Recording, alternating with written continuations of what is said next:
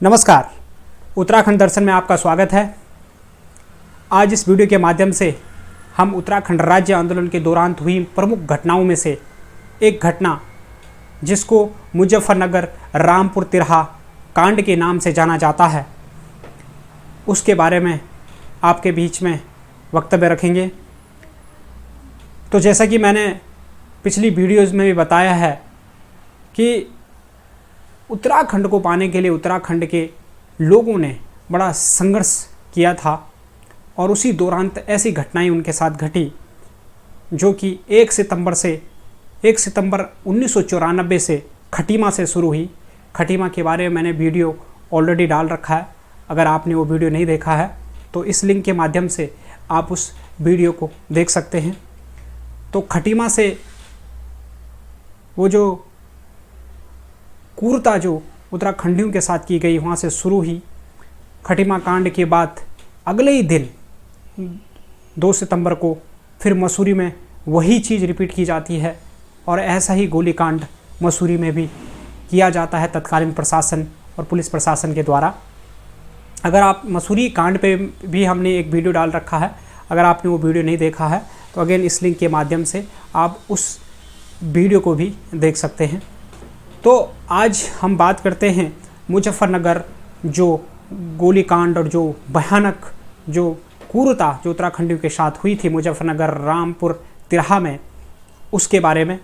तो शुरुआत कुछ ऐसी है कि 1993 में तत्कालीन जो उत्तर प्रदेश सरकार है उन्होंने कोसिक कमेटी का गठन किया और उस कोसिक जो कमेटी के बाद जो उन्होंने रिपोर्ट 6-7 महीने में वो रिपोर्ट बना के जो 1 जून 1994 को जो रिपोर्ट उत्तर प्रदेश विधानसभा में रखी और उसके बाद उसका जो मुद्दा ये था कि उत्तराखंड की तत्कालीन प्रदेश जो उत्तर प्रदेश था उसके 8 पहाड़ी जिलों को एक पृथक राज्य उत्तराखंड के नाम से दिया जाए और उसकी राजधानी गैरसैंण बनाई जाए। और फिर अगस्त में विधानसभा में जाके वो बिल भारी बहुमत से पास होता है और उसको फिर केंद्र सरकार के पास भेज दिया जाता है। लेकिन केंद्र सरकार भी उस प्रकार से काम नहीं कर पाती और इस प्रकार से लोगों में आक्रोश बढ़ता जाता है और फिर उत्तर प्रदेश में तमाम सारी चीज़ें आती हैं जो पहाड़ियों के हित से बिल्कुल बाहर होती हैं और उससे उत्तराखंड के लोग लगातार फिर अब आंदोलन को तेज करते हैं। फिर आंदोलन की शुरुआत 1 सितंबर और 2 सितंबर के जो चीज़ें वो मैंने आपको बता दी हैं। उसके बाद अक्टूबर की बात आती है जब लोग अब दिल्ली की तरफ कूच करने के लिए तैयार हो जाते हैं और लोगों ने ये डिसाइड कर लिया होता है पहाड़ियों ने कि हम 2 अक्टूबर को दिल्ली में जाकर आंदोलन करेंगे। तब जाके दिल्ली की सरकार जो है वो जागेगी और जो बिल उत्तर प्रदेश से जो दिल्ली सरकार के पास आया है शायद उसके बाद मंथन करेंगे। तो तकरीबन 1 अक्टूबर को लोग सारे पहाड़ी इलाकों से इकट्ठे होकर देहरादून आते हैं और फिर देहरादून से तकरीबन 25 से भी ज़्यादा बसें दिल्ली के लिए कूच करती हैं, क्योंकि पहाड़ी एरियों से लोग आते हैं तो आने में समय लगता है। पहाड़ों से तो देहरादून से जो जत्था निकलता है वो 1 तारीख को यानी कि लेट इवनिंग में निकलता है शाम को, और आगे चलकर जब वो आगे पहुंचता है तो रात्रि का ही समय था। तो जब वो आगे चलकर पहुंचता है तो सबसे पहले उसको रुड़की में रोका जाता है। उस रुड़की में रोकने के बाद वहाँ पर जो लोग आंदोलनकारी उस जत्थे में सम्मिलित थे, उन बसों में सम्मिलित थे, वो पुलिस प्रशासन से जैसे तैसे बात करके फिर वहाँ से आगे बढ़ जाते हैं। आगे बढ़कर रात्रि के ही दौरान जब आगे मुजफ्फरनगर रामपुर तिरहा पर लोग आगे आते हैं तो वहाँ पर पुलिस प्रशासन द्वारा आंदोलनकारियों को रोक दिया जाता है। जब आंदोलनकारियों को रोक दिया जाता है तो आंदोलनकारियों और पुलिसकर्मियों में बहस हो जाता है, नारेबाजी शुरू हो जाती है, उसके साथ ही पथराव की घटना शुरू हो जाती है। और लोग तो ये भी कहते हैं कि पथराव आंदोलनकारियों ने नहीं किया था, बल्कि पुलिस के पीछे से कोई और भी लोग थे जो उस दौरान की सरकार जिस पार्टी की थी उसके जो कार्यकर्ता थे, उन्होंने ये चीज़ें शुरुआत करी थी। जब ये शुरू होता है तो बिना देखे, बिना सोचे समझे पुलिस प्रशासन ताबड़तोड़ ढंग से आंदोलनकारियों के ऊपर टूट पड़ते हैं। तकरीबन 250 से ज़्यादा आंदोलनकारियों को गिरफ्तार किया जाता है, उनको डंडों से मारा जाता है, पीटा जाता है। लेकिन उससे भी बड़ी सबसे शर्मनाक हरकत पूरे भारत इतिहास में ये कहीं भी नहीं हुई थी जो पुलिस प्रशासन ने की थी, वो थी कि वहाँ पर महिलाओं के साथ लूटपाट की गई, वहाँ पे डकैती की गई, महिलाओं के साथ छेड़छाड़ किया गया, महिलाओं के साथ रेप किए गए। और इसमें पुलिस प्रशासन पे इस प्रकार के मामले बाद में जाकर दर्ज हुए, उस पर मैं आगे आऊँगा।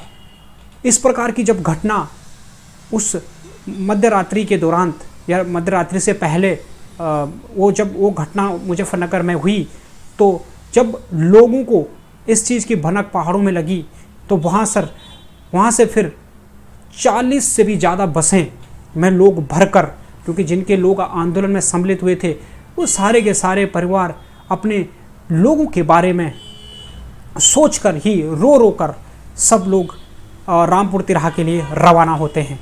तकरीबन 3 से 4 बजे सुबह, यानी कि अब 2 अक्टूबर को सारे लोग रामपुर तिराहा पहुंचते हैं। और उसके बाद जो स्थिति वो बद से भी हालत ख़राब हो जाती है, क्योंकि अब लोगों में आक्रोश था, क्योंकि उस दौरान जो ख़ास तौर पे जो महिलाओं के साथ जो रेप छेड़छाड़, जो वहाँ पर जो गन्ने के खेत थे उनमें जाकर औरतों को छेड़छाड़ खींच करके ले जाया गया, रेप की घटनाएं, कई ऐसी स्थितियाँ हुई हैं उस दौरान में। और उससे लोग आक्रोशित होकर फिर जो 2 अक्टूबर का सुबह का समय था उसमें लोग फिर और आक्रोशित हो गए और फिर पुलिस प्रशासन और लोग बिल्कुल आमने सामने हो गए और वो घटना अब छोटी नहीं बड़े स्तर पर हो गई।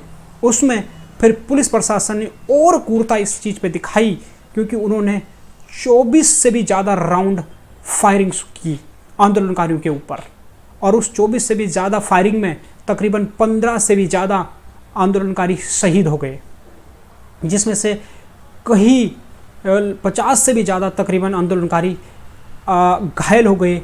और काउंट भी, सरकारी काउंट भी नहीं है प्रॉपर कि कितने लोग उस दौरान मरे होंगे।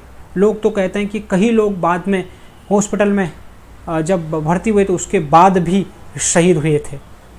तो इस प्रकार की भयानक, उस प्रकार से भयानक उत्तराखंडियों को, पहाड़ियों को, उनके आंदोलन को रामपुर तिराहा में जाकर कुचला गया और लोगों के साथ इस प्रकार का व्यवहार किया गया। और वो उन नेताओं ने किया था जो उस समय सत्ता में थे, उनके द्वारा ये हुआ, क्योंकि उन्होंने खुद ये अपनी भाषा में बोला था कि पहाड़ियों ने मुझे वोट नहीं दिया। उस वजह से ये चीज़ें सीधी सीधी एक बहुत बड़ा जो है एक वो लगता है कि ये सोची समझी साजिश के तहत किया गया था। अब जब बातें आगे बढ़ती हैं तो आप सोच सकते हैं कि ये जो 1 अक्टूबर और 2 अक्टूबर का दिन था, ये आज भी उस आंदोलन में जो महिलाएं, जो पुरुष सम्मिलित हुए थे, आप अगर उनसे आज पूछेंगे इतने सालों के बाद भी, तो वो तुरंत रोने लग जाते हैं, तुरंत उनकी आंखों में आंसू आ जाते हैं। इस प्रकार की त्रासदी, इस प्रकार की क्रूरता उन्होंने अपने लिए वहाँ पे झेली थी, हमारे उत्तराखंड के लिए, उत्तराखंड को आज़ाद करने के लिए, उत्तराखंड को अलग राज्य बनाने के लिए, अपने लोगों के लिए। आगे चलकर स्थिति ये होती है कि उसके बाद, क्योंकि तकरीबन 30 से ज़्यादा पुलिसकर्मियों के ऊपर वहाँ पर केस रजिस्टर होते हैं, और अगले ही साल 1995 में Allahabad high court, Allahabad high court जो केसेस थे उसके बेस पर, क्योंकि लोगों की इच्छा के साथ केस को सीबीआई को सौंप दिया जाता है। जब कई सालों से ये केस आज तक भी, आज 2023 के दौरान आज तक भी लोग इस केस को लड़ रहे हैं, लेकिन आज भी उत्तराखंडियों को इंसाफ नहीं मिला है।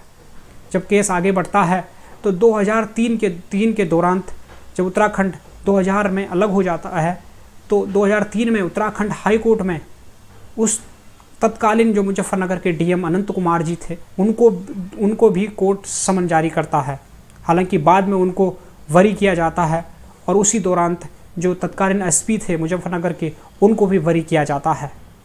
लेकिन फिर 2003 में ही वहाँ पर एक पुलिसकर्मी को 7 साल की सज़ा और 2 से 3 पुलिसकर्मियों को वहाँ पर 2 से 3 साल की सज़ा सुनाई जाती है। लेकिन अभी भी बहुत सारे आंदोलनकारी आज भी अपने इंसाफ की लड़ाई लड़ रहे हैं और उनको आज भी इंसाफ नहीं मिला है। तो इस प्रकार की स्थिति, इस प्रकार की भयानक क्रूरता, ये जो 1 अक्टूबर और 2 अक्टूबर के दिन हैं, ये काले दिवस के रूप में उत्तराखंड में लोग जानते हैं। इस प्रकार की भयानक स्थिति और त्रासदी उत्तराखंड के दौरान हुई थी, उत्तराखंड आंदोलन के दौरान हुई थी। तो साथियों, इस प्रकार से हमको उत्तराखंड राज्य मिला और इस संघर्ष के बाद भी आज 30 साल, तकरीबन 30 साल हो गए हैं, लेकिन आज भी उन आंदोलनकारियों को उनके सपनों का उत्तराखंड नहीं मिला है।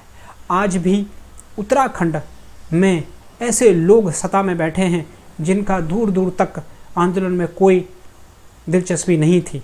इसी वजह से तो उत्तराखंड आंदोलन जो ख़ास तौर पे हुआ है उसमें आंदोलनकारियों को आज भी इसलिए उनको इंसाफ नहीं मिला है। तो आप सभी साथियों का जो भी इस वीडियो में लास्ट तक आप जुड़े हैं, आपका बहुत बहुत धन्यवाद। हम इसी प्रकार से और भी उत्तराखंड किस हिसाब से उत्तराखंड की जो स्थिति है, जो संघर्ष रहा है पहाड़ियों का, उसके बारे में आगे भी वीडियो लाते रहेंगे। आज के इस वीडियो में इतना ही। धन्यवाद, आभार, जय हिंद, जय भारत, जय उत्तराखंड।